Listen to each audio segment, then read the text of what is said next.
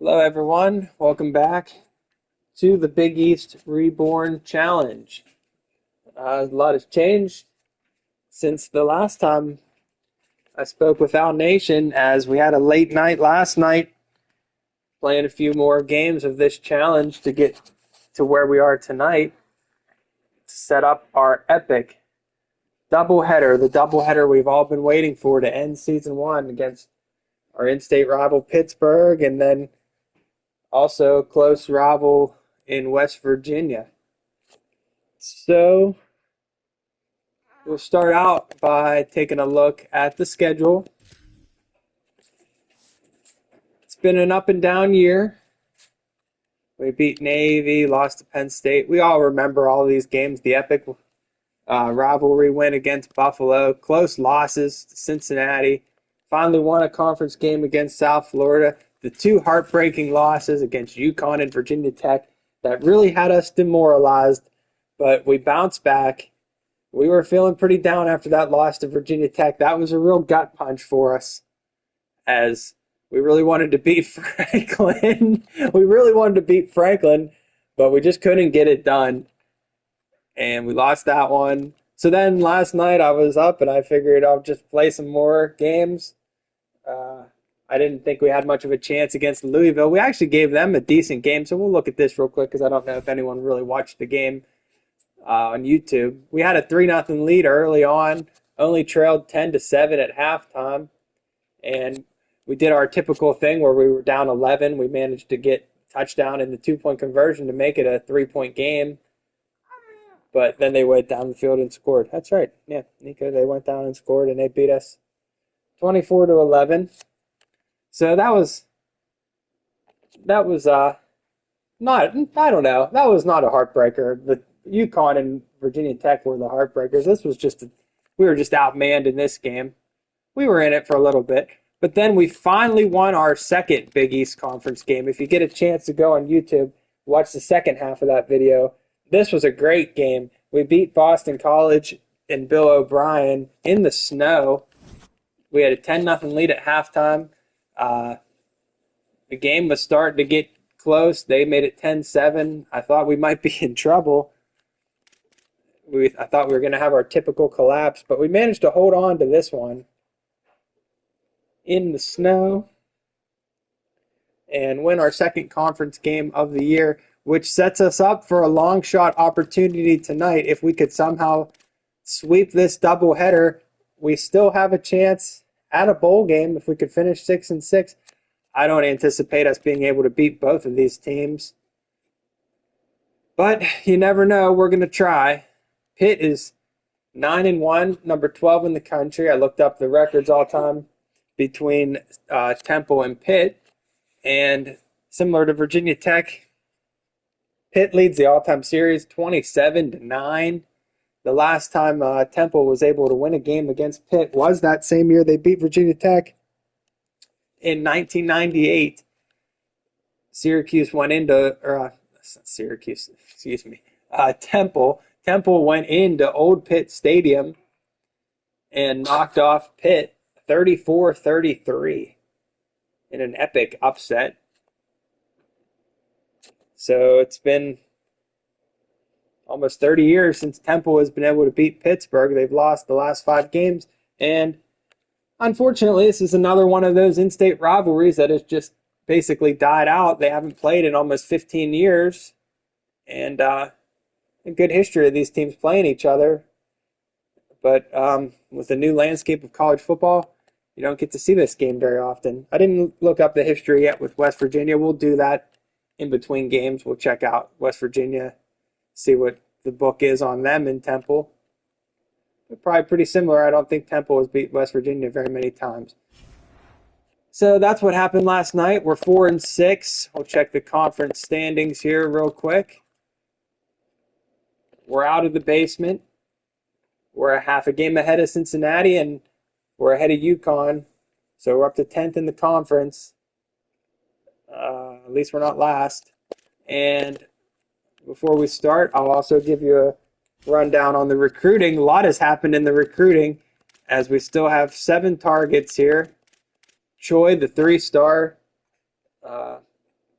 defensive back has us first.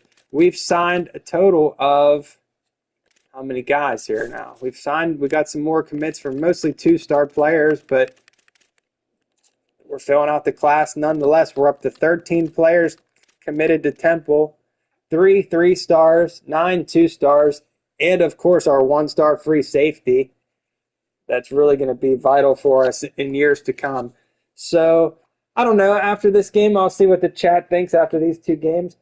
There might be enough content to create just a separate video, maybe like an hour-long video of just the off-season stuff where I'll do the transfer portal and the off-season recruiting, and then we'll get into the setting up the recruiting board for year 2, as we don't want to look too far ahead to year 2, but it's right around the corner. We're going to have to set up a new recruiting board again and try again to bring some Pennsylvania players to this program in next season. But first, we got try to turn things around with a big, good effort in the transfer portal, and that'll be interesting because the rules of the series are, as we've said, during the regular season, we must recruit guys from Pennsylvania, but come transfer portal, all limits are off of us. The sanctions of only being able to recruit Pennsylvania players goes away in the transfer portal, as everybody is fair game for us to recruit any transfer portal guys. And I also mentioned in the stream last night, there's one guy I'm really looking for, and if he comes up, I will drop the bag on him. I will spend every dollar we have on him. Every dynasty I've done so far on this game with other teams, after the first season, LeVar Arrington Jr., I called him that last night, LeVar Arrington II has entered the transfer portal basically every dynasty I've done. So if we get a look and we see LeVar Arrington II is in the transfer portal, we will spend every dime available to get LeVar Arrington on this team for next year. So I'm really hoping to see him out there, and we'll really sell out to get him if he becomes available. That's one guy to keep an eye out for in the transfer portal. Don't know for sure that he's going to leave Penn State this season, but I've seen him in there before in the portal. So that's a guy we're looking to see is LeVar Arrington II. I'd love to get him on this team for next year. That'd be a lot of fun to watch him out there in the cherry and white. So that's the update. I hope everyone has their Diet Coke on hand. I got mine. I'm going to crack it open now. Diet Coke, the official sponsor of Owls football. Same great Coke taste, 0 calories. Wash down Temple football with an ice-cold, refreshing Diet Coke. As the boys go to Pittsburgh, Acrisure Stadium, the stadium formerly known as Heinz Field, in the Steel City. This is a game we'd really like to win.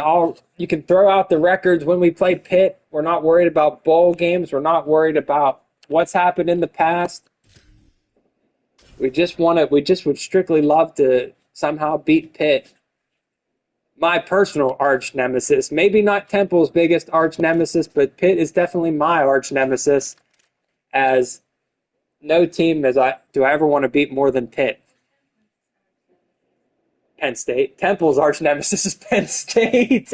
Good question from Maria. She said, who is Temple's true arch nemesis? We all know their most hated opponent is the Penn State Nittany Lions, which I do enjoy playing Penn State, but it doesn't inspire the hatred for me, of course. But I do want to beat Penn State too. All loyalties are out the window when you're coaching Temple. So let's check out Pitt. I'll try to be as fair and balanced as possible as we look at Pitt's disgusting yellow uniforms. Some of the worst uniforms in the game. They did at least have enough sense to bring back their cursive letters. I'll try to say anything positive I can think of. I do like the cursive letters better than the old block letters, but the colors don't do it for me. They have just 2 helmets, gold and a white helmet now. Blue jersey and a white jersey, that's it. And they'll be true to their yellow pants and white spikes. And we're gonna wear the all whites again this game with the black cleats. I don't think we'll get to see the trademark Heinz Field all yellow seats. I'm anticipating a big crowd here today as Pitt is tied for first in the Big East. number 12 in the country. We have yet to beat a ranked opponent. Can we do it here today? As Pitt is only an 81 overall, kind of overrated in my opinion at number 12. I think we could give them a game, so let's get into it here. Temple and Pitt. East meets West. The Commonwealth of Pennsylvania.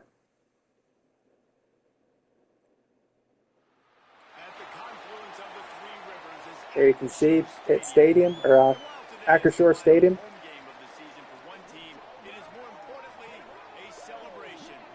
And Pat Narduzzi leads his Panthers out there. He doesn't have his trademarked visor on. Yeah, it'll always be Heinz Field to me. It's hard to call it Acrisure Stadium, but it is sold out today, which is rare. You can see a small contingent of cherry and white fans up there in the upper deck. Made the trip down the Pennsylvania Turnpike to Pittsburgh for this game. They do. Loyal Owl Nation making the drive across the Commonwealth to get here today for this game. As the 4-6 Owls will receive the opening kickoff, it's Hardy. And he's out to the 21-yard line, and that's where this game will begin. As one last time here, we're going to see Peter Clark. He will be missed, the senior from London. Definitely the star of this first season. As we come out with a different look, we're going to give the ball to the true freshman Morrow on the first drive, first play of the game. And he has 1 yard. Not sure what to expect from Pitt. I'm hoping we can give them a game. But we're obviously pretty big underdogs as we look for Clark, and it's almost picked off. He dropped it.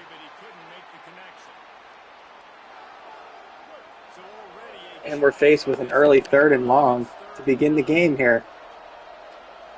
An unrealistic stadium, Paul, says this place is rocking today. Back to pass. He's got his man Chase, and Chase has the first down. So that's a good start to the game. We didn't want to go 3 and out to start the game. We're on the move out to the 36. Again, it's the true freshman Morrow, and again, he has nothing.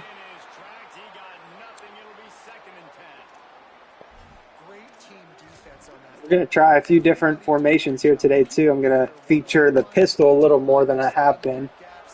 And we'll come out in it now. We come out in the pistol set. With Smith in the backfield. Shepard's back to pass. He's going to try to scramble. Can Clark give him a block? He does. A huge block from Clark as Shepard is down the sidelines for 26 yards. That play was really sprung open by the big block from Clark. And he just does it all. If he's not out there catching the ball, he's out there laying the body as he sprung Shepard for 26 yards on that play. And the Owls are into Pitt territory. Here's a give to Smith for 4. And someone's shooken up. Is it Smith? It is. Smith is hurt.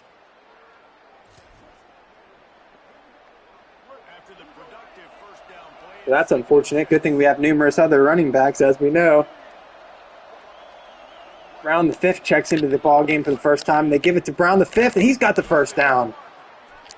Carrying a man with him, a 14-yard carry for Samuel Brown the 5th, the junior from Philadelphia. Who I'm curious to see how much money these guys want, what they're going to be looking for next year, who's going to be back. Hopefully Brown the 5th will be back. We'll spend the money. We have some money. We're not completely as destitute as you might think. We have some funds available for us. As Shepard rolls out, he's got a lot of space. He's going to slide down inside the 10 at the 7-yard line. It's 1st and goal for Temple. So a nice opening drive. Can we cap it off here? 1st and goal for the Owls. They give it to Brown the 5th up the middle, and he's in. Touchdown. A 7-yard run by Brown the 5th. And again, Temple comes out. The scripted opening drive has just been working wonders all season as we go right down the field against Pitt. And jump on them early here. The extra point from Harden is good. And Pitt is on notice. It's 7-0 Temple.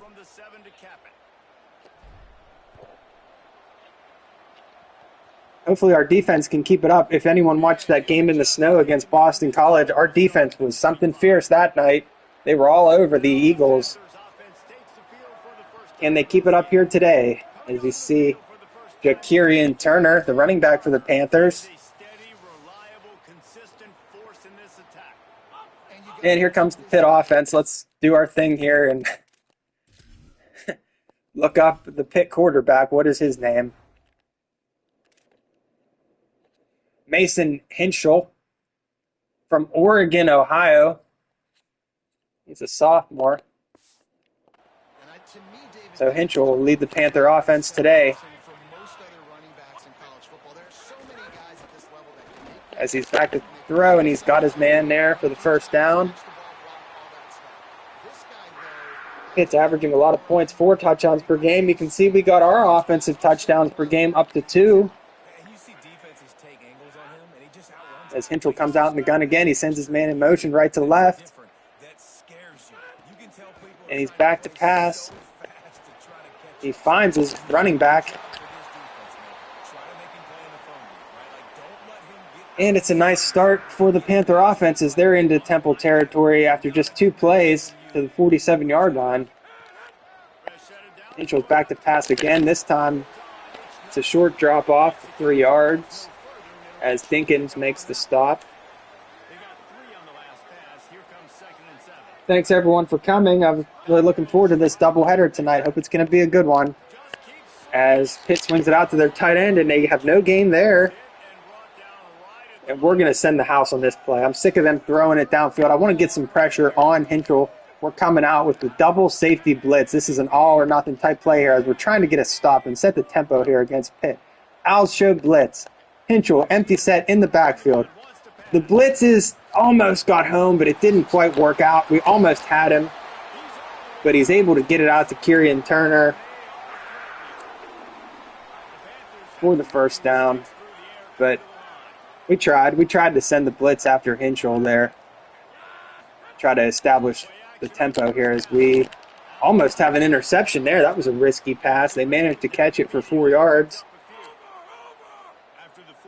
I think we're going to get to Henschel today. We almost got to him again there. As it's a draw play for Turner. He breaks a tackle, and he's down to the 14-yard line. So this has been a good answer from Pitt. We knew this wasn't going to be an easy game. As Henschel's back to pass, he drops it off to the tight end. He fights through the tackle, and he's down to the 9-yard line, 2nd and 4. This might be the biggest crowd in Pitt history as this place is packed today. Henschel's back to pass. He's got his man in the end zone. And it's a touchdown. So they quickly erase all our momentum from our opening drive and answer with a touchdown of their own. Right down the field. And we're deadlocked at 7.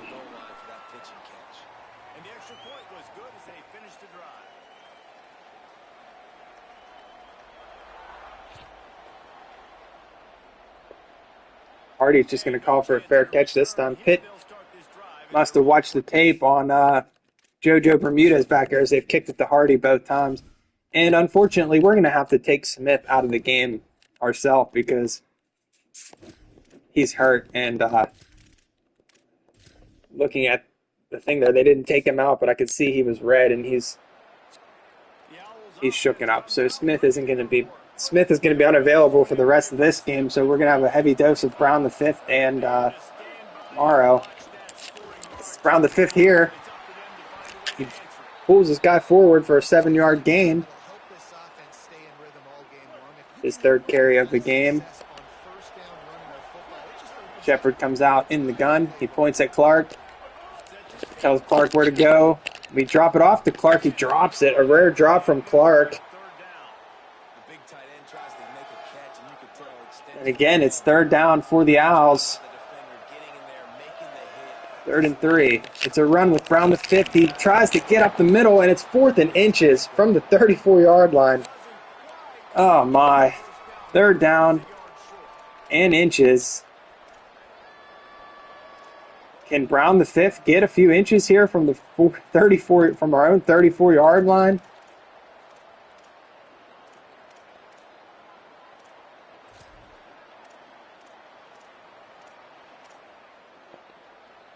Play clock is blinding. I'm not sure. I'm not sure if I want to go for it or not, but we're going to. We're going to go for it. We're going to leave it all out there today. 4th and inches from our own 34. The give is to Brown the 5th. He has the first down. We decide to go for it from our own 34-yard line, and we give it to Samuel Brown the 5th, and he picks it up. To keep this drive alive. We're leaving it all out there today. As Shepard sends Bermudez in motion. They fake it to Bermudez. They give it to Brown the 5th again. He's going to be tired and in a hurry now. Brown the 5th is already getting worn down. Smith is hurt. Brown the 5th is tired. Morrow's already tired. We haven't seen Mason yet. This might be a game where we're going to have to feature Mason because everybody else is hurt. So it's 2nd and 10 here for the Owls. Back to pass. He's looking for Clark, and he has it. And that'll end the first quarter. A first down for Peter Clark.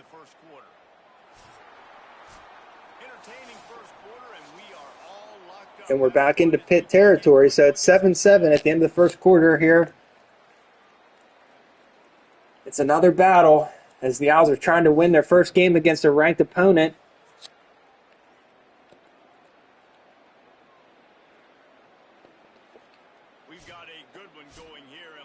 Could be a signature win for our dynasty.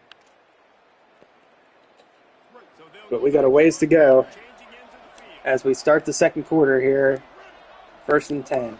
It's Brown the 5th. Brown the 5th has a block. Another nice run from Brown the 5th. He's up to 54 yards on 7 carries.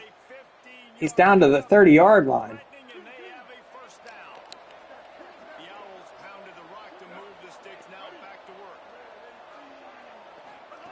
Shepard comes out in the gun. He looks for Cush. He's hit as he throws. This one falls innocently to the turf, but we caught a break there as Shepard was under pressure.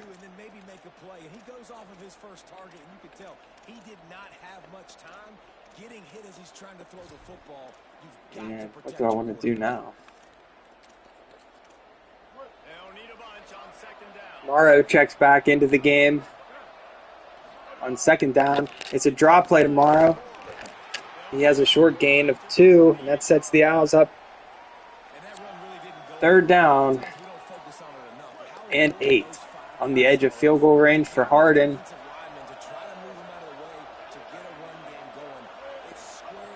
Shepard's back to pass. He gets it away. It's almost intercepted again as he's hit again on the throw. And we're going to be forced to try a long field goal here with Hardin. It's also windy, 8-mile-an-hour winds. This is going to be a tough kick for Hardin.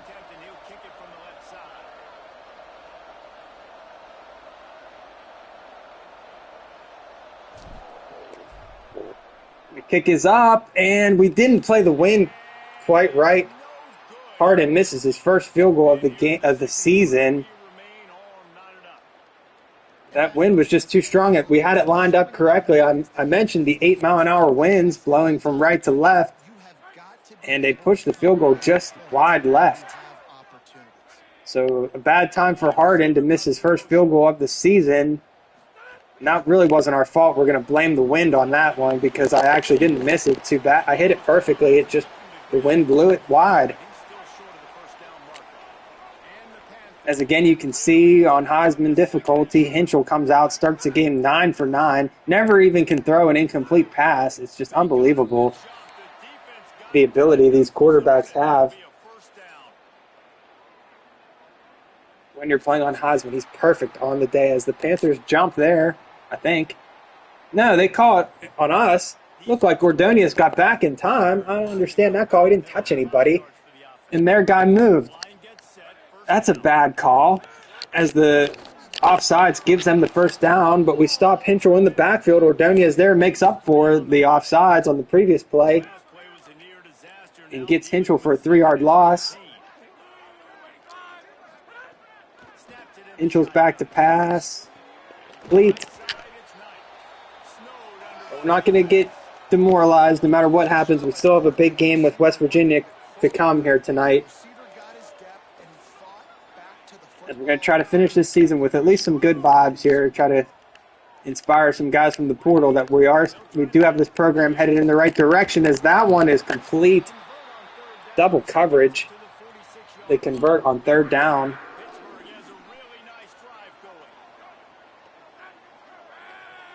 Will Hinchel ever throw an incomplete pass this game? I don't know. He hasn't thrown one yet. He's 10 for 10.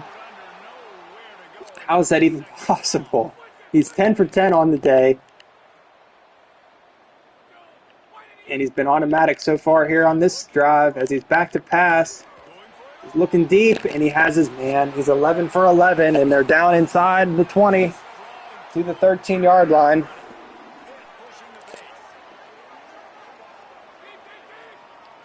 Some have said before, they say this game might be rigged against us, and it sure looks like it when a guy like Hinchel comes out and he's 11 for 11 to start the ball game. As he's going to run here, we'll get a big hit on him. He has 6 yards down to the 7. But I mean, has Mason Hinchel ever started a game 11 for 11 in his life? Like, there's no way. And he's back to pass again. He's going to the end zone, and it's caught. 12 for 12 to start the game for Mason Hinchel. And we said Pitt was overrated, but their offense is looking like possibly the number 12 offense in the nation, as they've been basically perfect to start this game. We missed the field goal, and Pitt comes down and takes their first lead of the ball game. So it's 14-7 Panthers.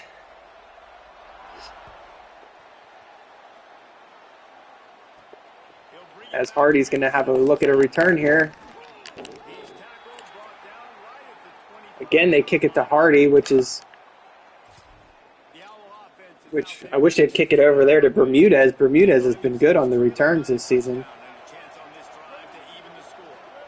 He took the opening kickoff against Boston College back for a touchdown. That was the other thing I wanted to mention. I've been calling for a kickoff return basically since week 1, and we finally got one last night as Bermudez did take the opening kickoff back last night. So it's 2nd and 9 for Shepard. We'll try to get Bermudez the ball here as he has the first down. Nice move by Bermudez.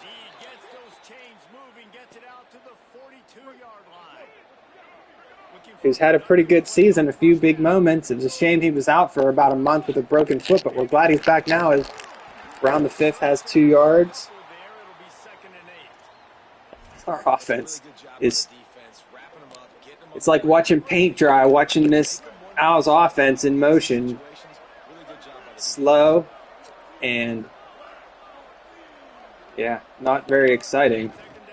As we drop back to pass, what kind of throw was that by Shepard?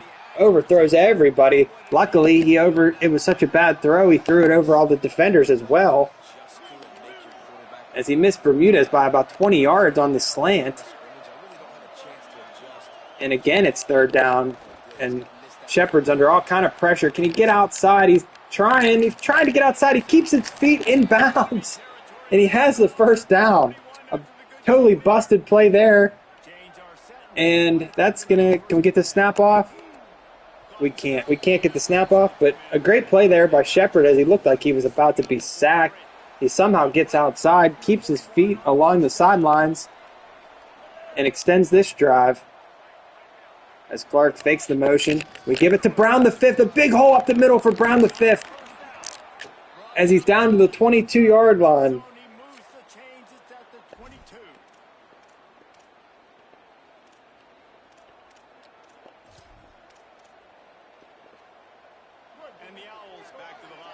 Crucial drive here. We need some points before halftime, preferably a touchdown.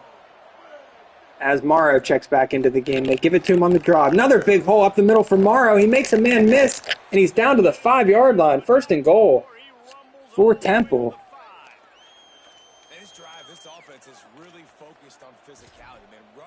And here's, like I said, that one game where they call the timeout. Pitt does call the timeout at 1:40.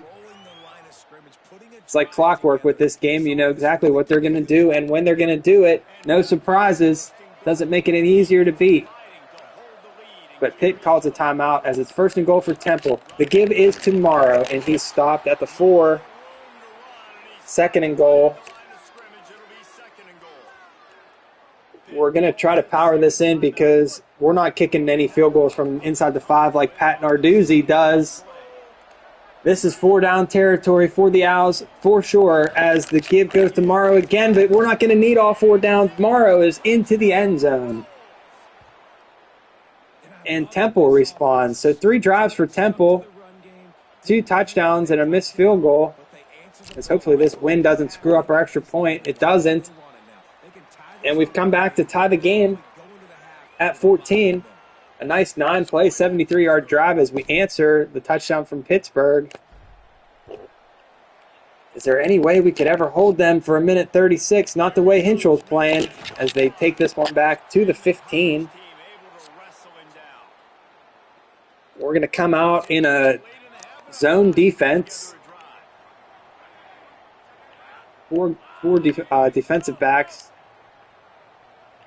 Try to get Hinchell to throw an incomplete pass, as he does. Finally, Hinchell throws an incomplete pass, his first incomplete pass of the game here late in the second quarter, as we almost had him on the sack. He gets rid of it. It's 2nd and 10. This time he completes it on the screen. Can we make a tackle? We do wrap him up. They're going to go quick. But it's 3rd down, 3rd and 3 for the Panthers. Hinchell looks to the sideline. He looks over at Narduzzi. What's the call here? Hinchell's back to pass. He has his man wide open, and he's out of bounds at the 48-yard line. So Hinchell just continuing to tear our defense apart. We did force one incomplete pass somehow. But he's unstoppable today. He is locked in as he completes another pass. This time for 7 yards. And it's Sensori Lee, who's up to 8 catches for 100 yards already in the first half. Hinchell's back to pass again. Can we get him down? We do. We finally sack Hinchell there. Setting up a crucial 3rd down. We need to get to halftime with this game still tied. Pitt runs the clock down for some reason on 3rd and 10. 1 timeout left for the Panthers. I don't know why they did that. We don't have enough time to score. 10 seconds left. They're going to try to throw something here to get into field goal range, and they have their guy, of course, down to the 25-yard line. And they call timeout. So we're not able to hold them. 3rd and 10. Hinchell just finds this guy again. And we'll see if maybe the wind could knock this one out of play as it's drifting and it sneaks inside the upright. So Pitt only has a minute and they are able to get a field goal.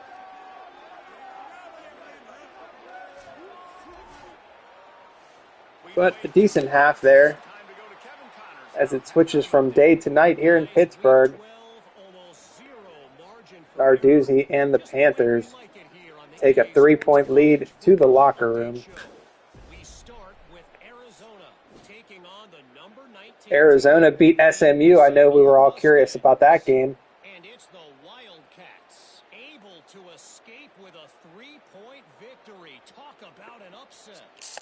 And this one gets But that's enough of that, as we're going to put our defense right back out there. The lights are kind of jacked up over there on the left side of the field. It's really bright over there. Hopefully that goes away here as they bring the opening kickoff back to the 17. Should go away, I think. Yeah, it does. It fixes itself there. It was extremely bright on the left hash marks there. As Hinchell comes back, one incomplete pass so far for Hinchell, and he's picking up right where he left off. His tight end is wide open over the middle. Hinchell's up to 225 yards. He's 15 for 16 on the day. And the guys are just wide open. I just don't understand it. What am I doing wrong on defense? I'm trying zones. I'm trying to blitz. I just can't do anything against Hinchell in this Panthers offense. As again, it's complete. This time it's short for a 2-yard gain. 19 for 20 is Mason Hinchell for 227 yards. Unbelievable effort from Hinchell. He's unstoppable. He's the best quarterback to ever play the game. I've never seen anything like it. He's back to pass again. He has his man on the sideline for just a 1-yard gain. He's up to 20 for 21. But it is 3rd and 7. Not that that means anything for Hinchell, as he's just going to throw it to number 85 there for the first down, I think. We're going to try to cover him. Number 85 stopped short, and they throw it over his head to another guy, number 80, and it's another first down for Pittsburgh. They are unstoppable. We're playing hard. We're trying to stay in this game, but it's just, what can we do? I just can't stop him. As Hinchell's back to pass, he completes it again. He's up to 253 yards. Still just the one incomplete pass, which really wasn't even an incomplete pass. It was basically a sack, but he just kind of dropped the ball. Hinchell throws this one complete. What's up, Zach? We're talking about Mason Hinchell, the Pitt quarterback, starting this game. 23 for 24 for 270 yards. We're trying to hang in this game here with Pitt, but their offense has just been unstoppable. As our offense has kept us in the game, but we just can't force Hinchell to throw an incomplete pass. If he completes another one, how many times is he going to throw the ball this game? He's up to almost 30 passing attempts. Still just the one incompletion. I've never seen anything like this, as Hinchell is back to pass again, and his guy is wide open for the touchdown. It's number 85, who we just said was going to be wide open. It goes right down the field. I don't understand it. What are we doing wrong with our pass defense? As it's an 8-play, 80-yard drive. Hinchell is again perfect, about 10 for 10 on that drive. And Bermudez is going to take this one out from deep in his own end zone, and that was a bad decision as he's only back to the 13-yard line. And we're in trouble now. It doesn't really matter what we do on offense if we can't stop them, ever, as we've yet to stop them today. But we're going to try to get some more points and hang around in this game somehow, as Morrow has 9 yards. I don't understand it. I just don't understand what I'm doing wrong on defense there. Like, I know we're underdogs, but can the guy really just be perfect the whole game as we find Cush? It's just unbelievable. He's just, you see Shepard there is 4 for 9 for 50 yards, and Hinchell is 30 for 31 for 300 yards and 3 touchdowns. As we give it to Brown the fifth, he had a hole there, but he ran into his blocker.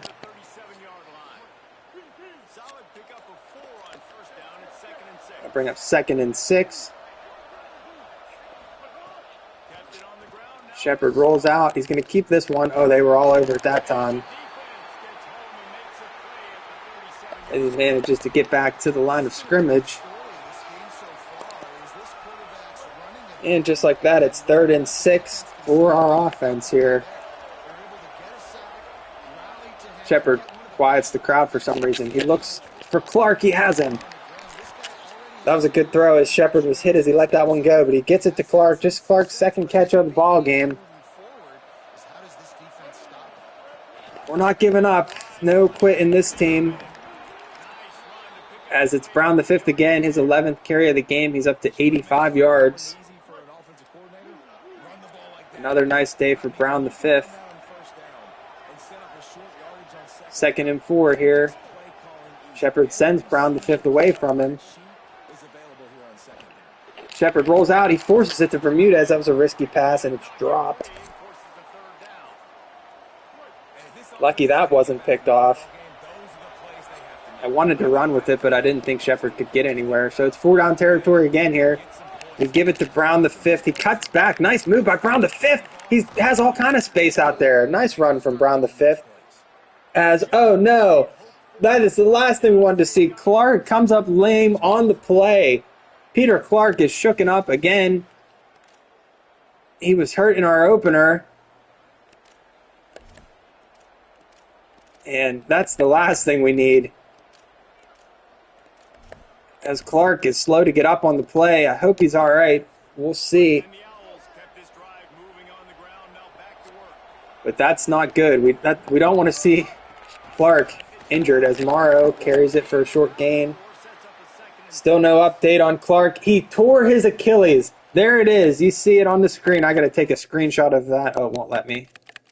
Unbelievable. Rest in peace, Peter Clark, the British Hammer from London. Torn Achilles, out for the season here in Pittsburgh. An absolute tragedy. But that's how Peter Clark's career at Temple is going to end, with a torn Achilles. He's out for the year. Probably going to hurt his draft stock as well. As that, we're really going to be shook up by that. I don't know how we're going to recover from that mentally, as it's 3rd and 4. Peter Clark is out for the year. As Shepard rolls out, can he get the first down? He's not going to have enough space. He gets it to Cush. There you see it again. Peter Clark will miss the rest of the season with a torn Achilles. Unbelievable. I cannot believe that. As things go from bad to worse here in this game.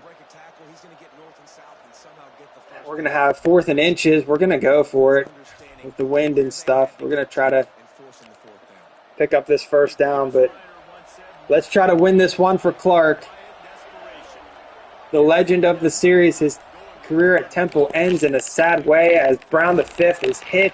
Does he have the first down? He does somehow get across the line. It looked like he was stuffed there for no gain, but he finds a way to get the few inches we need and keep this drive alive. They give it to him again. Brown the fifth inside the 5. We got to win this one for Peter Clark, chat. The man from London, he's done so much for us. Can we do something for him? He's done for the season. He gave his life to Temple football. We have 1st and goal here. Shepard's back to pass. He's going to try to scramble. He's going to force it in there to Cush. Does he catch the ball? He does at the 2-yard line. And that's probably going to do it. I don't have time really to get a playoff here, I don't think. We'll try to get up to the line quickly. And Morrow's in there. We're not going to get the playoff. So that's the end of the 3rd quarter. A very sad quarter for Temple. As fan favorite, beloved Temple Owl legend from London, England, Peter Clark, tears his ACL.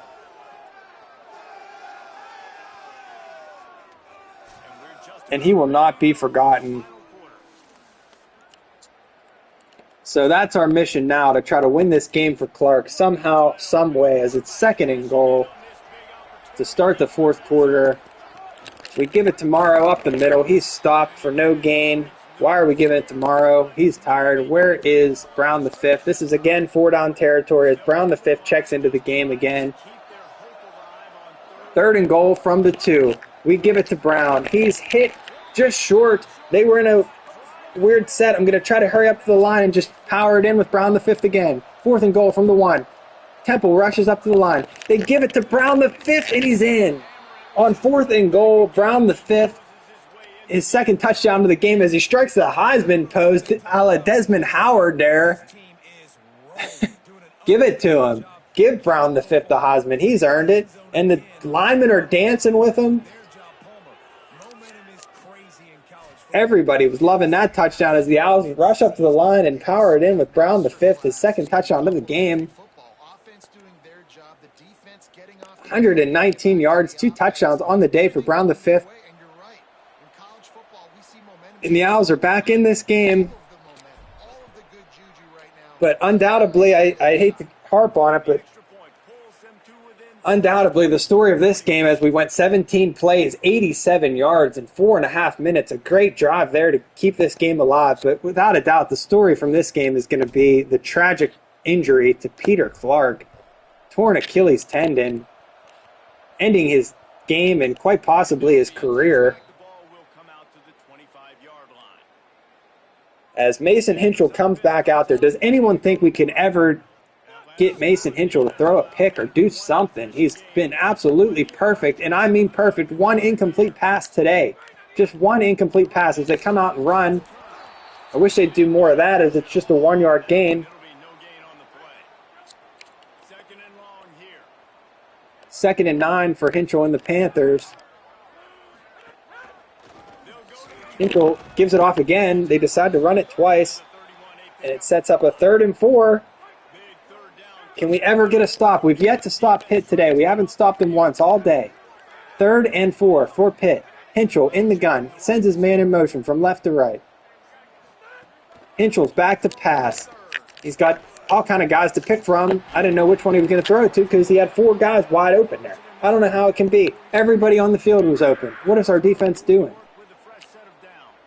He had 4 people there. Every single one was wide open. I'm like running back and forth. I don't know which one he's going to throw it to.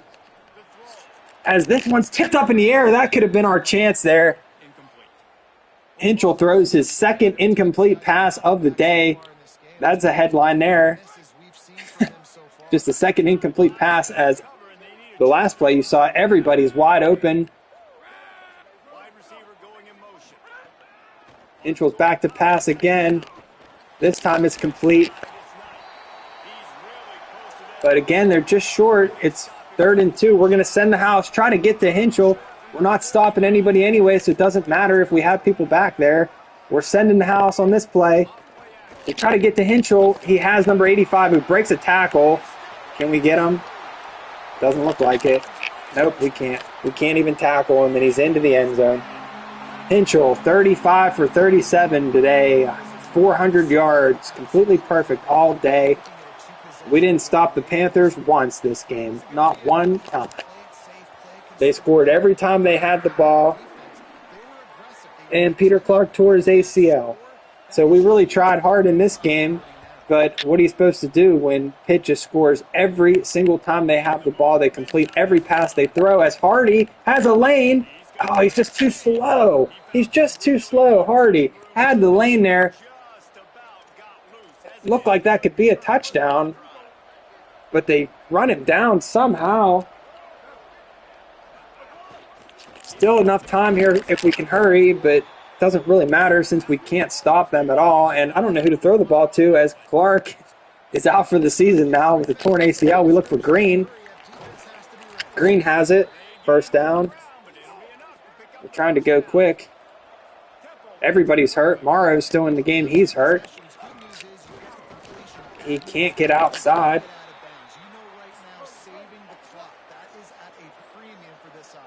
Yeah, it is frustrating. I'm trying not to get too annoyed, but I just don't understand, like, how can Hinchell be so unstoppable? As we get the ball to Kutch there, he's just shy.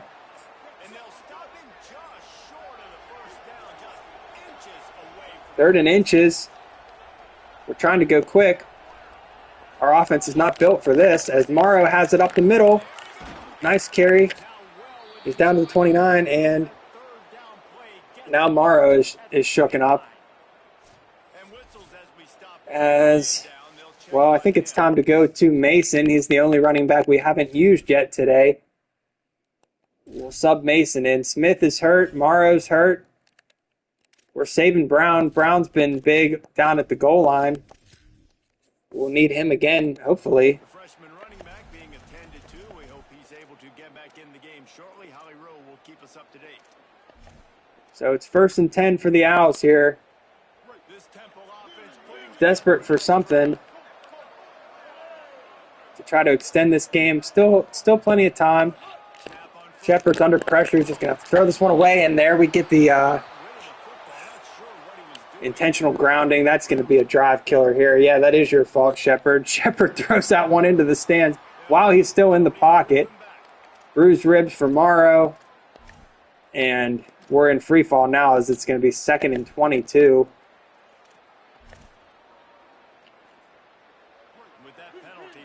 At this point, I mean, we'd at least like to try to somehow get into field goal range as we've totally lost focus. We're in jeopardy of getting a delay of game here. Can Shepard get outside? He can't. He's too tired. He's too slow. He has a decent run. We're almost in field goal range as it's 3rd and 13 from the 32. Shepard's back to pass. Quick hitter to Cush. That's a good play as it will set us up for a makeable field goal. They want me to go for it here, but I'm going to try the field goal to make this a 7-point game. We missed the last one. We mentioned the high winds here in Pittsburgh today. Deep breath here. We got to knock this through.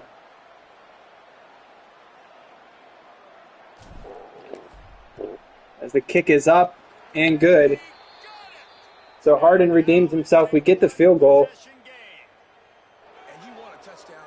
We have all our timeouts. I'm tempted to try an onside kick since we have yet to stop Pitt at all today. We haven't stopped them a single time in this game.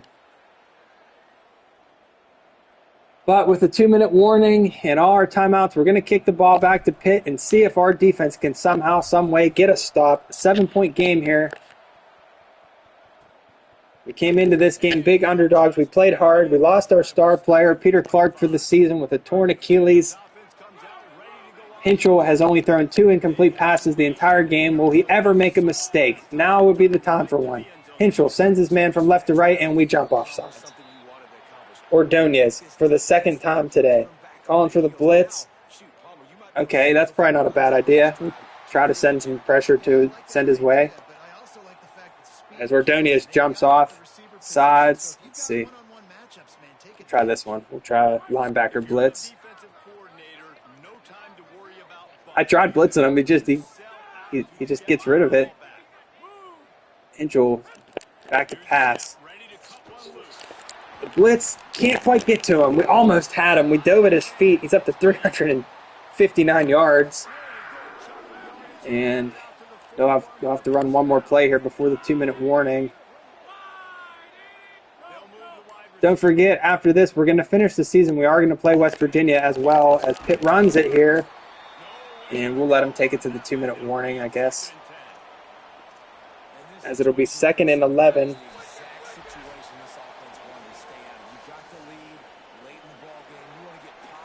Calling for the blitz. We're going to run the blitz. Probably going to run the ball here, but you never know with Hinchell being on fire today.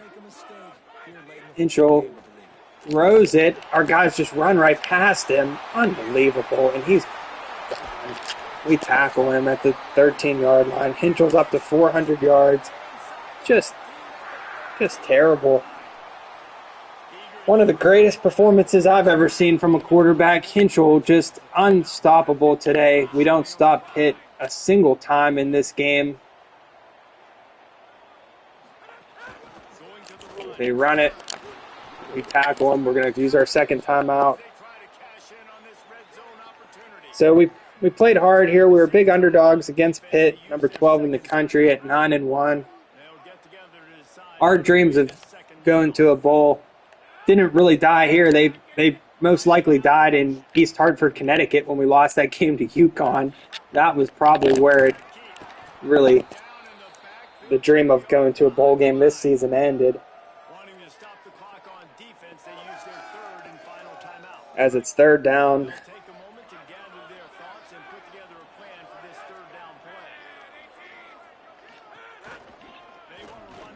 Mitchell keeps it. He's short, so Pitt will have to try a field goal here. We're going to try to block it, I guess.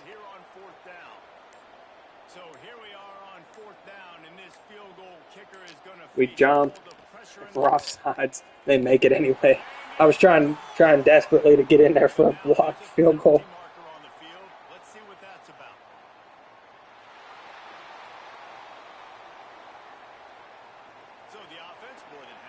But the kick is good, and Pitt, perfect on the day. They score every time they have the ball. We don't get a single stop from our defense. Not one stop from the defense.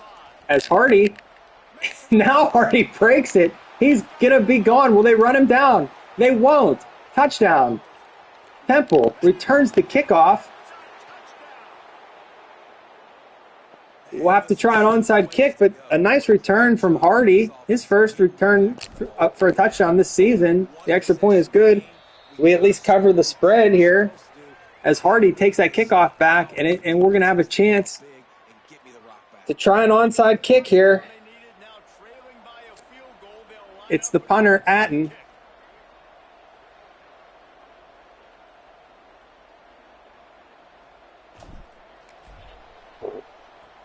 Right at their guy. Not a very good effort from Atten. And Pitt will survive. So we play a really good game on offense. We score 31 points. We don't turn the ball over. And that missed field goal in the first half because of the wind looms large as we lose by 3 points to Pittsburgh, 34-31. There you can see Hinchell, 405 yards, a 94% completion rating, 4 touchdowns. Totally unstoppable. The best performance you'll ever see, best performance I've ever seen, is Pitt scores every time they have the ball today. And we got to get something figured out with our defense. Our defense has just been terrible. Whether it's this game, it's the Wisconsin online dynasty against Oklahoma State where we gave up 51 points. Our defense has just been awful. And I mean awful. Absolutely terrible. As we can't stop a runny nose. We can't stop anything. How many yards did Pitt have total today? 34 points. 415 yards. So they only ran the ball for 10 yards. 12 carries for 10 yards. 405 yards passing and just 10 yards rushing. Unbelievable. They throw the ball every single play, and they completed every single play. And they knock off Temple here today, 34-31. So our hopes of a bowl game have died. Our star player, Peter Clark, done for the season with a torn Achilles.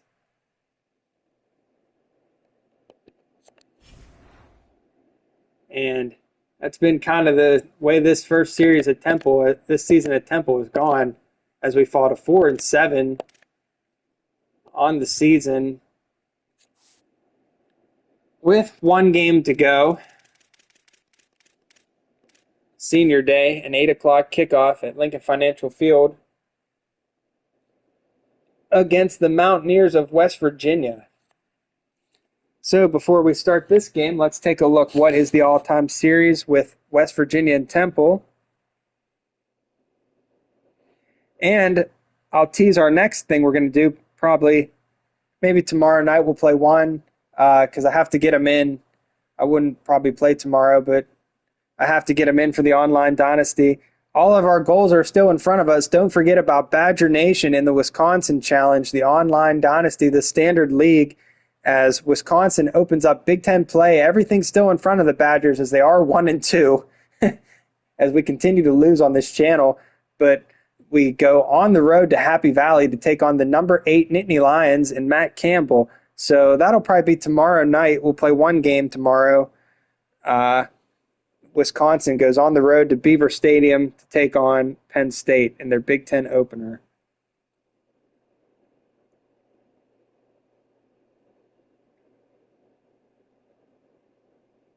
Let's see. All-time.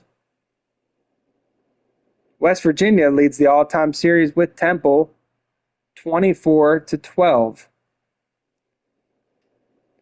Temple hasn't won a game in this series since 2001 when they went to Morgantown that day and shocked the Mountaineers 17-14.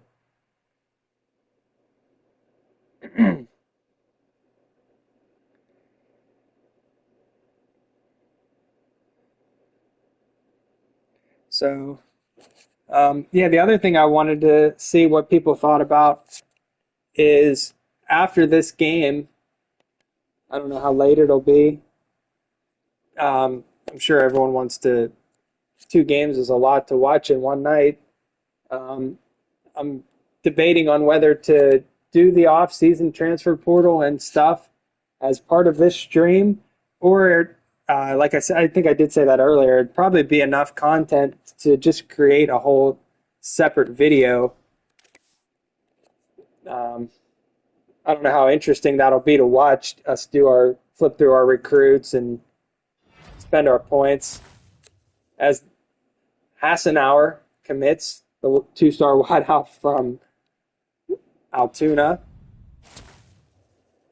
We get Vernon, the 2-star left tackle from Pittsburgh. Even though we lost to Pitt, he still commits to us. We get a 2-star right guard from Newtown Square, Pennsylvania. And we get a 2-star linebacker from Williamsport. So we signed 4 more guys, all 2 stars.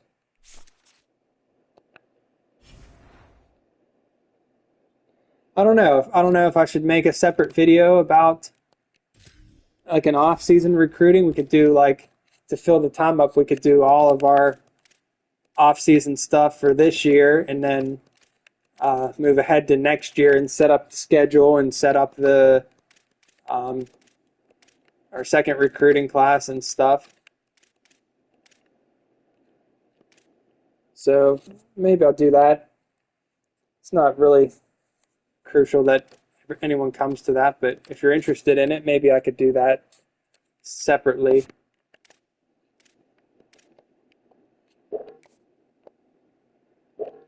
As we're not going to add any more players to this recruiting class right now, there's not much left as far as players in Pennsylvania, and we're going to save our 700 NIL points. We're going to save those for the transfer portal when we're allowed to get guys from other states. As that's the rule here at Temple, in-season recruiting, we're only allowed to go after guys from Pennsylvania. As if it's not hard enough, I like to make it even harder. So we're only going after Pennsylvania players. And surprisingly, there hasn't been much talent in Pennsylvania this year in this year's class. So we only have 3 current prospects on the list, as we're going to save our funds for the transfer portal.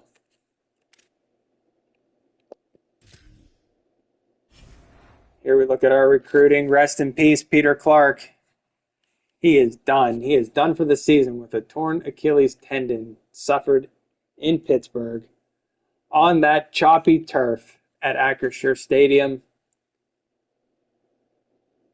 A great career from Peter Clark, the man who came all the way across the ocean from London. He is done. Yep. Rest in peace, Clark. Thank you for your service to the team. Thankfully, we just have 1 game to go, as this season is all but lost. As we're 4-7. Hopefully, we'll still honor Clark here at Senior Day. As we're going to close out the season, Temple 4-7 on the year. A tough first year for us in this rebuild. We'll try to end it on a positive note, get things rolling toward the transfer portal as we play another team that's better than us. Same old story, different night as another superior opponent comes to Lincoln Financial Field. The black spikes haven't been working for us, so we're just going to say screw it, and we're going to wear white cleats tonight against West Virginia. And we don't have any crowd patterns yet. I wish they'd give us one, but we don't have any. So let's close this season out, and then we can see what we're going to do next. That's right, Rich Rodriguez and the West Virginia Mountaineers come into the game. They're 6-5 on the season. And as always, this game is brought to you by Diet Coke. Diet Coke, the official drink of Temple Owls football. As you see Peter Clark there, he's still running out with the team. Not sure how he's going to run out of the tunnel here with a torn ACL, but there he is, and he looks fine. He's suited up. He's running out on the field. but he has a torn Achilles, so he ain't playing anymore for the Owls. Hopefully he still gets drafted. I'd hate his life to be ruined just to come back to play this season at Temple. But there he is. One last look at Peter Clark, number 88 there. What could have been. We had this season had potential to be a little bit better than it was.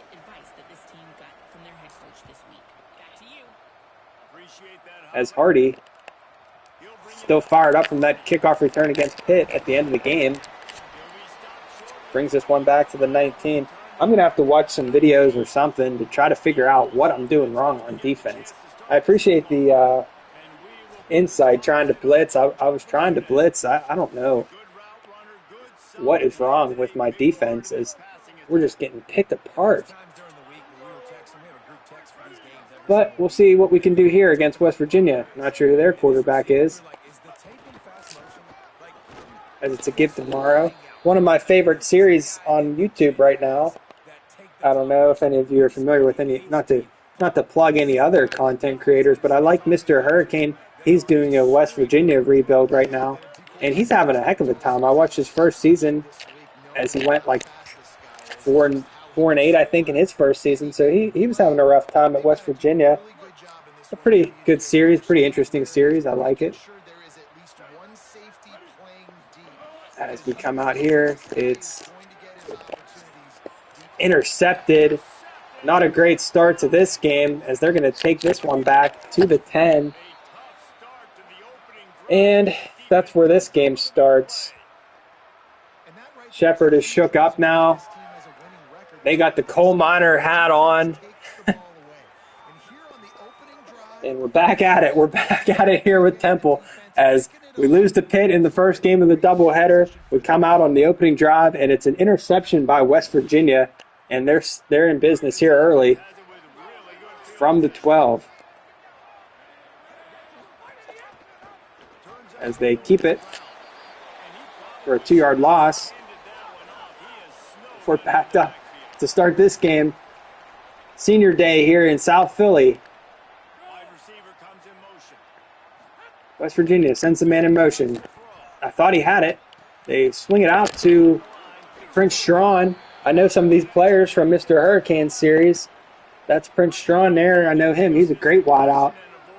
And I know they have Cam Cook here at running back. I don't remember their quarterback's name, but I know Cam Cook is a great running back, as their quarterback's under pressure, and he throws more incomplete passes than Hinchell did all game in just this first series. As West Virginia goes nowhere, they get the ball at the 11-yard line, and they don't gain any yards, and we hold them to a field goal. So a good stop there after the interception. That's another thing where it looks like, unless we turn the ball over 6 times today, it looks like we're probably going to meet that goal of having a better turnover differential than minus 10. As I think we're only at like minus 4 or minus 5 coming into the day here. But it's 3-0 West Virginia, and Hardy is stopped.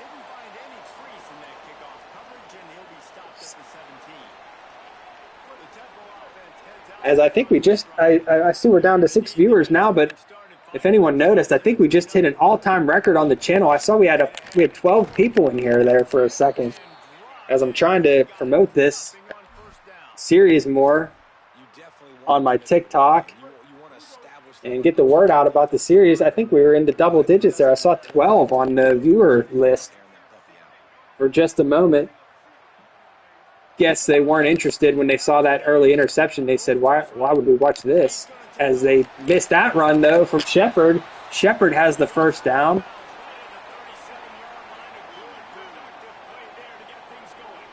But encouraging signs to see Owl Nation might be growing here as we give it to Morrow for a 2-yard gain. Where is Brown the fifth? I hate this set. There's no running plays in this set. So, like, you can see there, I have Brown the fifth in there. But there's no running plays in that formation.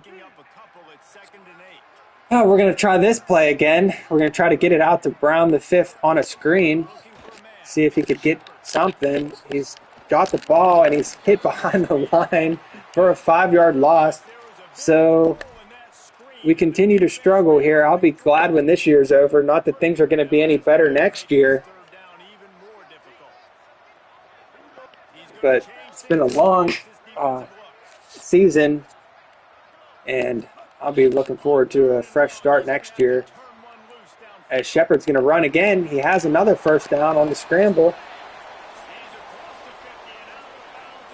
He's into West Virginia territory. 1st and 10 for the Owls.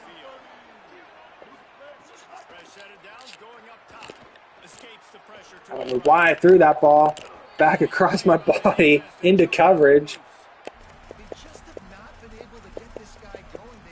We're lucky that one just fell innocently to the turf. As Shepard already has one interception today. He almost threw his second one. It's Smith. We haven't seen Smith much in a while. He was hurt against Pitt. He gets 9. We're going to go quick and just try to stun him here, get this first down, keep his drive moving. Come right back to the line, give it to Smith again. He has the first down. He breaks a tackle, and Smith is gone. 5, 10, 5, touchdown Temple. It's all right, Jeremy. We had a crazy game against Pitt. We lost 34-31. Mason Hinchell for Pitt was unbelievable, dude. He was 38 for 40. He only threw 2 incomplete passes the entire game. He threw for 405 yards and 4 touchdowns. And we didn't stop Pitt once. The entire game, they scored every time they had the ball, and we still only lost by 3. We lost 34-31 to Pitt. But we're trying to end the season on a high note here as we throw the interception on our first drive, hold West Virginia to the field goal, and now we're up 7-3. So we're in the ball game here against West Virginia, as they're going to bring this one out, and they're going to be short. I like when they bring it out like that. No yards yet for West Virginia. They started their last drive at the 10-yard line. Didn't get any yards. We held them to a field goal. Their quarterback already has more incomplete passes today than Hinchell did all last week, but he's not going to be incomplete there as he finds his man. And real quick, I'm going to look up West Virginia. What is their quarterback's name? West Virginia's quarterback is Max Brown, the senior from Tulsa, Oklahoma. He's only a 76 overall. So let's put this to the test here. Max Brown, 76 overall. He's not very good. There's no reason Max Brown should throw for 400 yards and not throw any incomplete passes the entire game. As he swings it out to Cam Cook, that's their best player for sure, Cook, the senior tailback.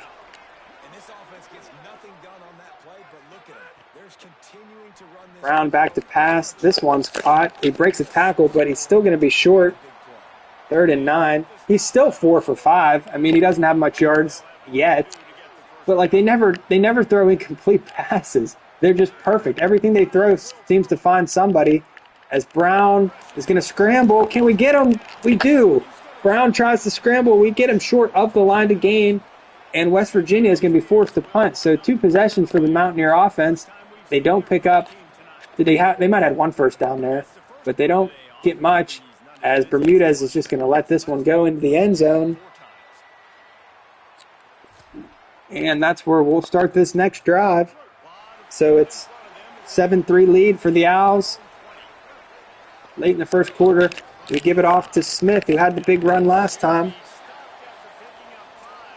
Oh, and hey, Jeremy, since you're just joining us, last game, I forgot to mention, the biggest story of last game, Peter Clark tore his ACL. He is done for the season. Absolutely just painful scenes. You're probably relieved you didn't witness that, because it was ugly, as Peter Clark tears his ACL and he is done for the year. No, I wish I was joking. Yeah, that would be a pretty sick joke, as Clark's career came to an end last game in Pittsburgh. He tore his ACL halfway through the 3rd quarter. We tried to rally for Clark. We tried to win it for Clark, but we just couldn't get it done.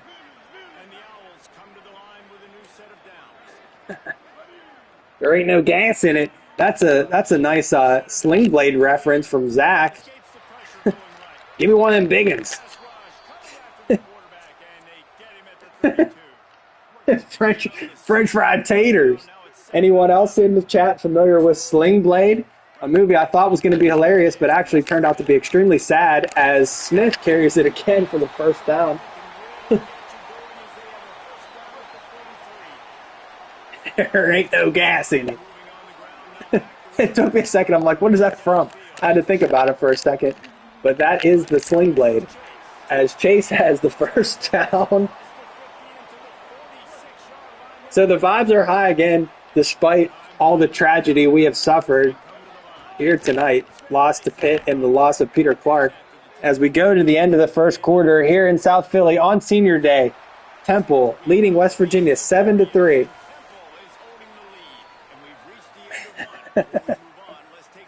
I'm fixing to kill you. Gotta love the Sling Blade. I haven't thought about that in a while. So it's 7-3 Temple here. Trying desperately to end this season on a high note. We may not hate West Virginia quite as much as Pitt, but I'm not a fan of the Mountaineers either. As we set up this screen to Smith. Finally, that play works. Smith has it on the screen.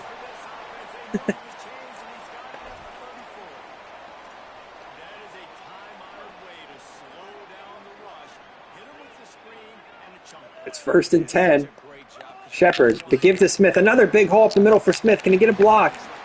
Down to the 17-yard line. 86 yards already here for Smith. It's really messing with our offense that I don't have old, reliable Peter Clark out there to throw the ball to. But we're running the ball well. As Shepard is back to pass. They go away from Bermudez. Bermudez has the ball down to the 1-yard line.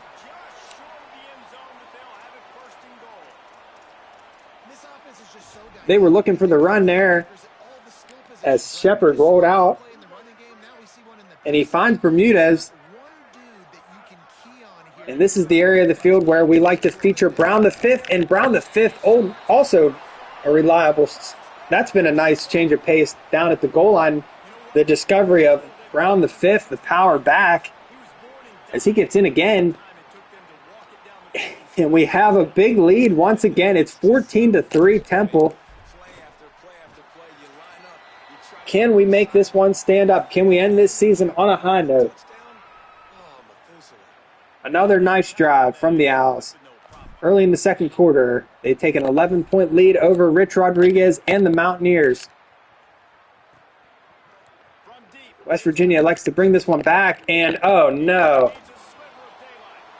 He's going to take it back. Just when I said last time, I like when they bring those back. I didn't like that, as we have probably our biggest lead of the season, and it doesn't even last long enough to get their offense out there. Their offense has struggled, so how does the game hit us when we're actually stopping their offense? They hit us with a kick return, and it's 14-10.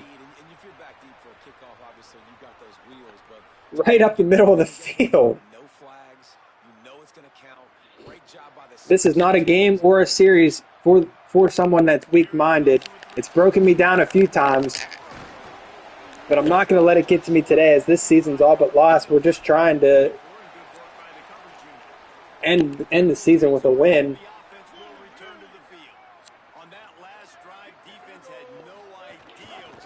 Give it to Smith. He has 5. Yeah, and don't forget, tomorrow night we have Wisconsin Badgers travel to Penn State.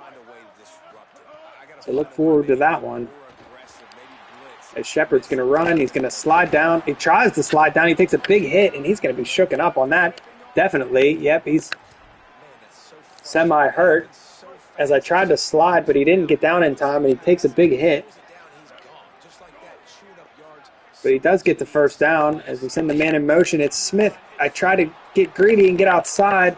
I saw all that green grass out to the left. Probably should have just took our 5 yards there, but I thought maybe Smith had the speed to get around the edge there and get outside, but he did not. as it's 2nd and 10. Shepard's back to pass. He throws this one to Chase. All kind of space for Chase. That's been a disappointment this season that I haven't been able to utilize Chase more, as he's pretty fast and he's a pretty good wideout. I just can't seem to get the ball out to him. But we find him there for the first down. This time it's Smith. He jumps over his man. Another nice carry from Smith. He's up to 103 yards in this first half, as he has really been the offense. Brown, the 5th, checks back into the game. We send the big tight end Cush in motion. Or that's not Cush, that's our 3rd string tight end who we haven't seen much of this season. Brown, the 5th, gets the carry. Forges his way ahead for 11 yards. And just take a look at these crazy stats here. West Virginia only has 18 yards of offense, but they have 10 points courtesy of our interception and a kick return.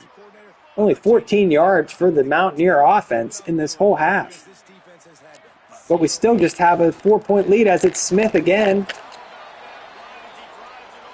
Down to the 3, or excuse me, pardon me. Gain of 7 for set up 2nd and 3, down to the 13. Beg your pardon. As Smith stays in there. They give it to him again. Why not? West Virginia hasn't stopped it all half. And that's going to be enough to take us to the 2-minute warning.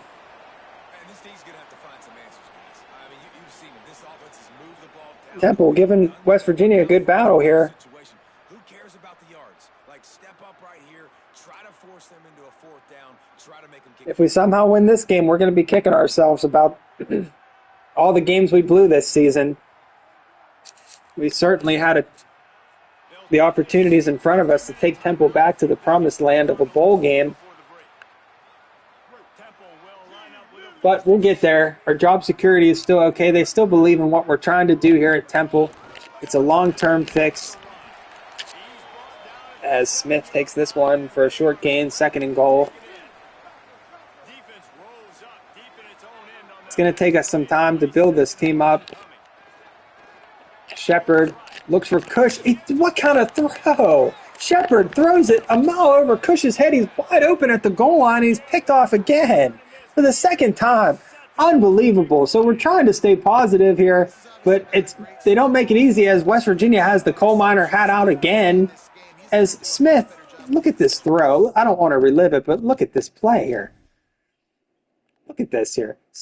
Shepard rolls out. At the L there, Cush is wide open. And so is JoJo Bermudez. He's got 2 guys to throw it to there. Look at that throw. He throws it a mile over Cush's head, right to their defender. Just a terrible throw. And we squander an opportunity there to increase this lead. Just an awful throw from Shepard. I'm going to be in the market maybe for a quarterback, if we can afford one, in the transfer portal, as that's just a terrible play.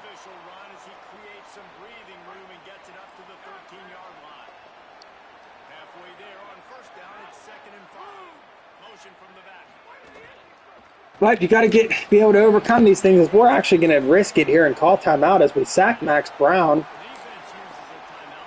And it's going to be 3rd and 10. We're going to call the timeout, see if we can get the ball back. That'll probably end up costing us. They'll probably end up driving down the field now as we try to stop the clock here.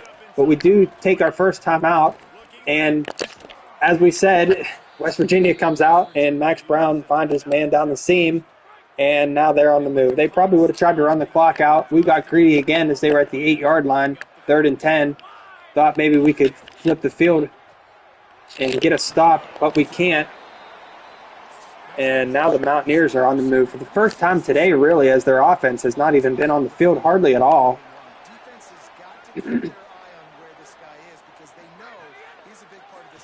We play a great half, and we're probably still going to be trailing here at halftime if something doesn't change, as Max Brown runs it again, and they call their 2nd timeout.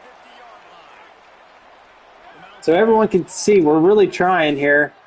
We had the ball there, 2nd and goal from the 1-yard line. We had our man wide open, and Smith just overshot him as Brown gets this one out.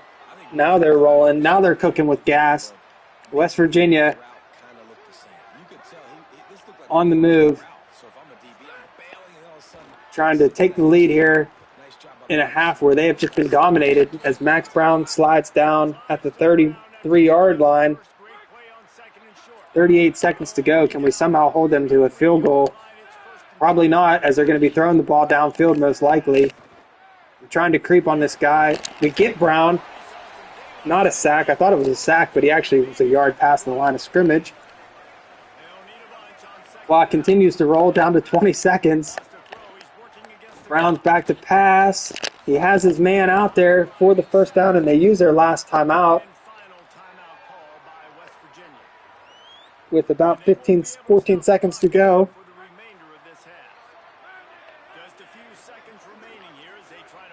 No timeouts for the Mountaineers here. 14 seconds to go. You know they're going to take a shot to the end zone. They don't. That play took a lot of time. They're going to run up to the line. Are they going to get a playoff? What are they going to do here? Will the clock run out? Will they score? They managed to spike the ball. Sometimes they do stupid stuff. I thought maybe they'd try a play or the clock would run out on them. But they do the correct thing there, and they get the spike, and they knock in the field goal to end the half. So a great half by Temple with not much to show for it. We lead West Virginia 14-13.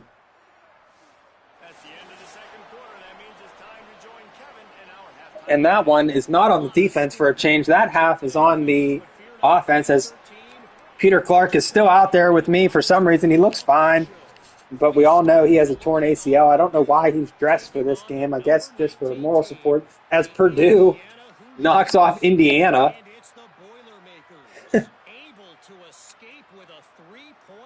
If you want to win championships, don't go to Indiana, as the Purdue athletic director said this week. An awesome quote, considering Indiana just won the national title this year. Some other Big Ten scores. Notre Dame knocks off Miami. And we're ready for the last half of Season 1 here. Temple and West Virginia. As they bring this one out, now I'm not so sure I want them to bring it out, but this time he only gets the 12-yard line. As you can see there, Choi, the 3-star defensive back, is visiting as well as Stryker, the 1-star linebacker that we just invited just because there was no one else from Pennsylvania to invite today.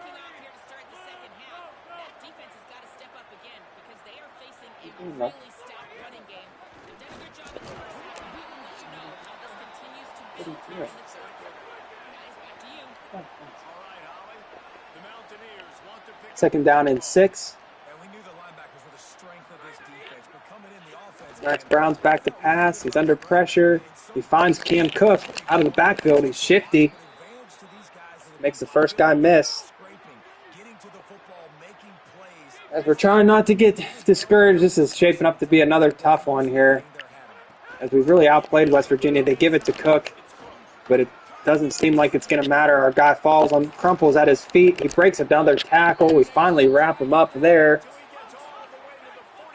And we knew West Virginia's offense wouldn't be stagnant all game. We didn't take advantage of our opportunities when we had them, as they're on the move here.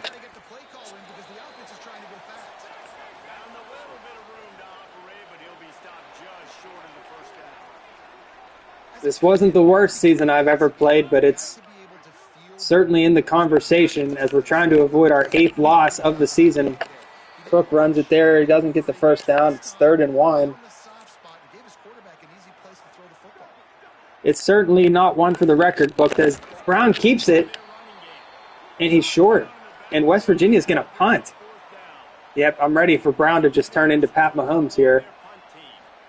But we managed to stop them there somehow as they had 3rd and inches, and Brown keeps it. And that punt goes into the end zone for a touchback. So we get Shepard back out there. 2 costly turnovers so far in this game for Shepard. See if he can rebound on this drive as it's Brown the 5th. I mean, I don't know what to do with Shepard. He can't throw the ball, apparently, today. Shepard back to pass. He looks for his tight end, Cush. He has him for a nice gain of 8. I'll set up a 3rd and 1.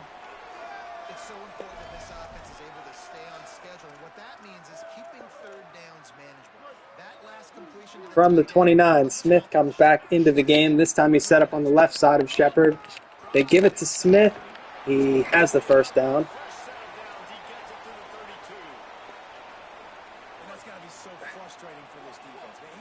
For some reason, we're going to try to throw it to Smith again on a screen pass. And it never works. Why does that play never work? We lose 6 yards. Why does it never work? And why do I keep running it? 2 questions that we'll just never have the answers to. As I keep running the screen and we keep losing yards on it. It's 2nd and 16. Shepard can't throw the ball downfield. I thought maybe as he's going to be picked off again. I try to throw it away. It's picked off by the lineman. Shepard's 3rd pick of the game, and this one goes for a pick 6. What is Shepard doing? He just throws the ball up in the air.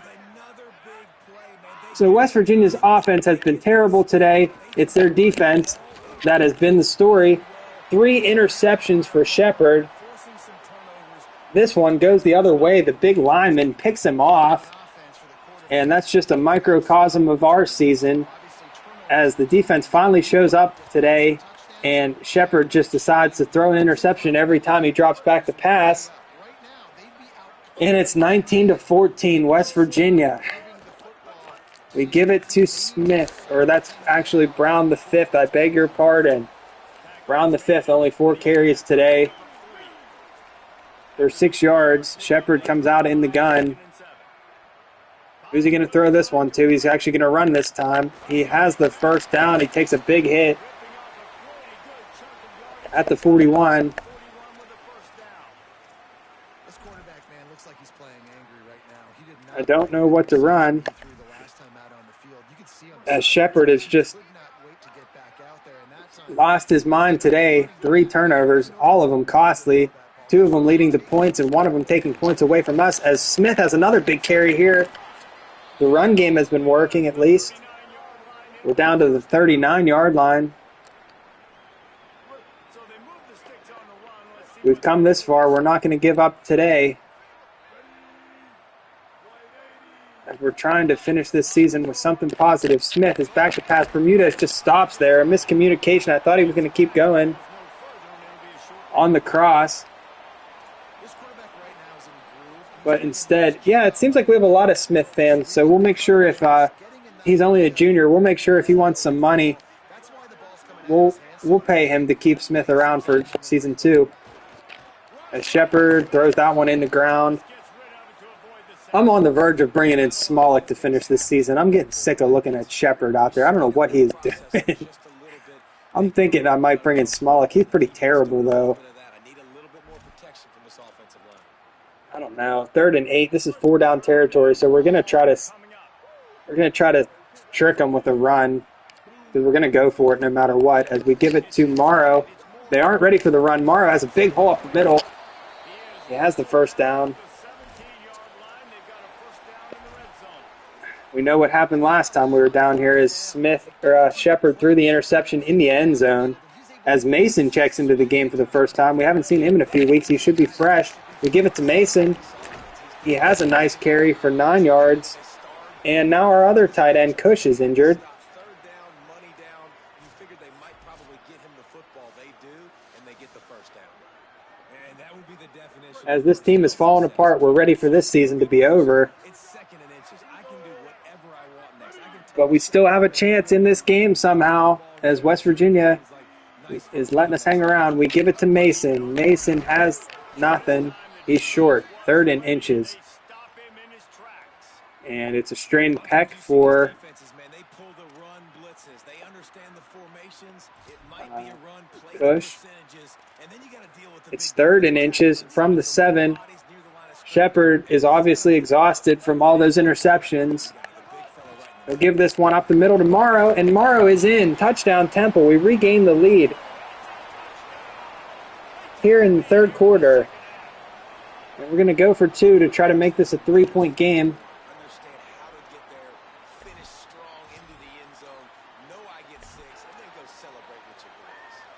everything working against us, but we're still out there playing Temple football. As the Owls line up for this crucial 2-point conversion. Shepard's back to pass. He looks for his tight end. It's incomplete. Another terrible pass from Shepard. As you can see there, Shepard is at a high risk of injury. I don't know if maybe we should bring Smolik in for the fourth quarter, but that's basically just admitting defeat there because Smolik can't even run. At least Shepard can kind of run, but he's also tired, so he's too tired to run. A lot to think about here as West Virginia brings this one out, and he stopped at the 11-yard line. 20-19 Temple. Another close game. It's Cook on the draw. We dive right past him, and then Ordonez makes the stop.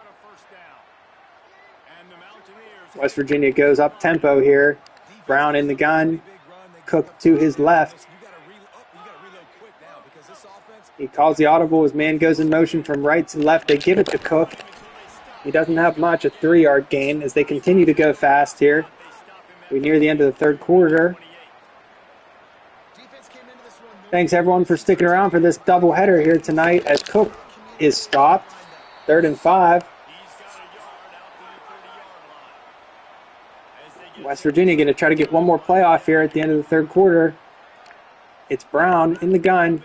He's back to pass. He's under pressure, and down he goes. Ordonez sacks him to end the third quarter. West Virginia is going to be forced to punt. They don't get the punt away. And the Owls will take another lead to the fourth quarter, 20-19. As you see the standings there, the top 25. Something we were nowhere close to achieving this year, but someday we'll be on there. But for now, we're just trying to beat West Virginia to end season 1. West Virginia back to punt. Bermudez back deep to receive a great kick. Bermudez has some space. Can he get outside? He can't quite get back the other way. But what do we do here? Do we leave Shepard in there? He's hurt. He's thrown 3 picks. He's tired. We'll give it to Brown the 5th is what we'll do on the first play, and he has the first down. I don't know if we can even, scramble or anything with Shepard as he's, -10 on all his stats that aren't good to begin with. But it's 1st and 10 here. This time it's a run with Smith, who's also hurt. He doesn't get anything. Everybody's hurt. Everyone's tired. Everyone wants this season to end. But we're still in this game. We just have to try to convert one more drive here as Schaeffler checks in at tight end. Both of our tight ends are hurt. We're onto our 3rd string tight end. Bermudez is still out there. He's back from a broken foot. Shepard's back to pass. He looks for Schaeffler, the 3rd string tight end. He has him for a gain of 6.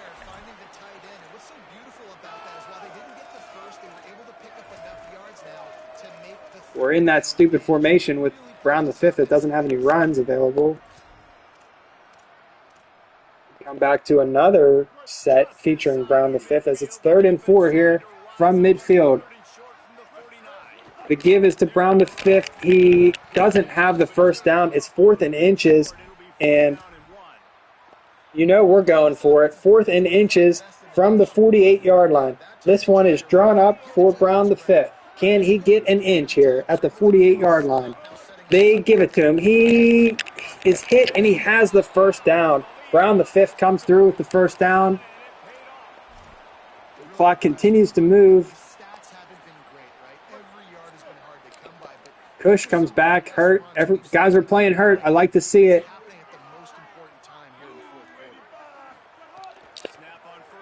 As Shepard, you can see, can't run. He somehow finds Cush, who's hurt. One injured player to the other. You can see there, severe risk of injury for the tight end Cush. but we're leaving him out there because we don't have anybody else to bring in, really. First and 10. Just over 3 minutes remaining here. Season finale for Temple. It's Shepard. He gives it to Morrow on the draw play for a nice carry of 8 yards.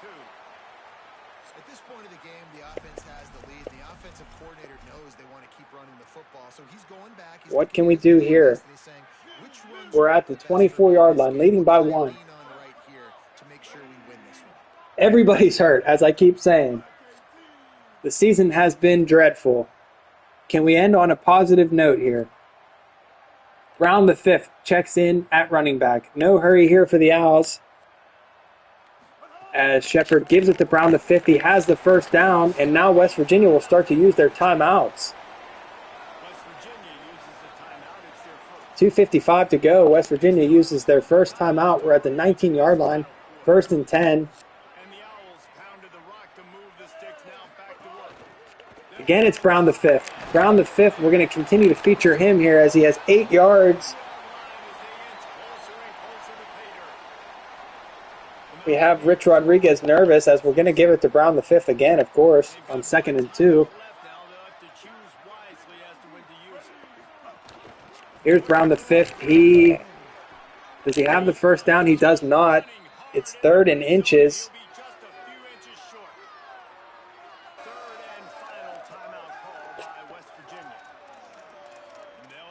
Brown the fifth is getting worn out.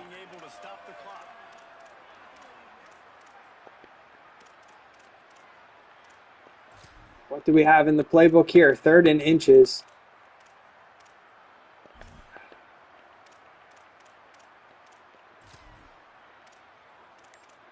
Play clock is winding down. 6 seconds, 5 seconds. Are we going to be able to get it off? I might have to call timeout.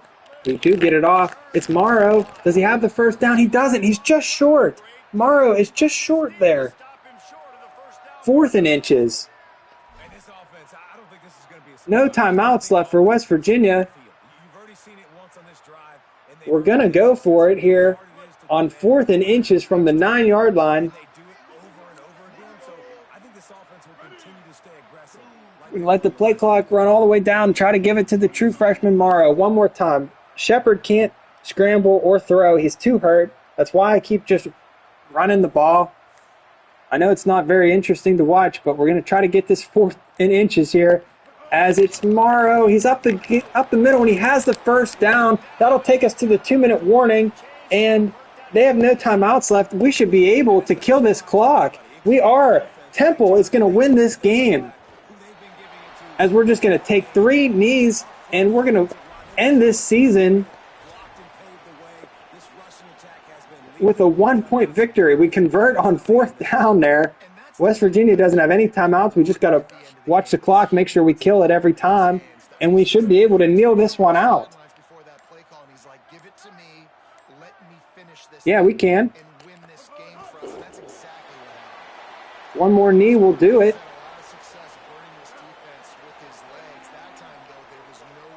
So a great ending to the season, 20-19. Temple knocks off West Virginia. And they finish this season 5-7. So something to build on moving forward. That was a great game. We threw 3 interceptions. Shepard acts like he won the national title, even though he basically almost lost us that game with 3 interceptions, including the pick 6 and the interception in the end zone. But we managed to pull that game out. So close to a bowl game this season. We lost at least 3 or 4 really tight games. We were right on the doorstep of winning, but that was a nice win to end the year as West Virginia finishes 6-6. We finished 5-7, 3-6 in conference. We held them to 157 yards, so the exact opposite of Pitt. West Virginia's offense did nothing today. 157 yards of offense for the Mountaineers as the defense came to play. And that's going to conclude year 1 of Temple. So not sure what I want to do now. 10:40. I guess we could. Do we want to skip ahead to the end of the season, or should I just make another video where we go to the end of the season, see who wins the national championship, do our transfer portal and stuff? And that would probably take about an hour. Set up the recruits for next year, schedule our opponents for next year, see who's coming back. Do we feel like doing that now, or do we want to wait and do that on another episode? Yeah, I think so too. That's enough content to do an episode. It might not be the most interesting, as we probably won't play any games in that one, but we'll just do a whole episode. We won't even look at any of this now. We'll do a whole episode where we summarize the season, look at the final standings, see who wins the conference, see who wins the Heisman, see who wins the national title, see who's coming back for year 2, and we'll continue to try to build this program. So thanks everyone for coming tonight to the doubleheader. It was an interesting one, and at least we ended the season on a high note, a 20-19 victory over West Virginia. Temple football brought to you by Diet Coke.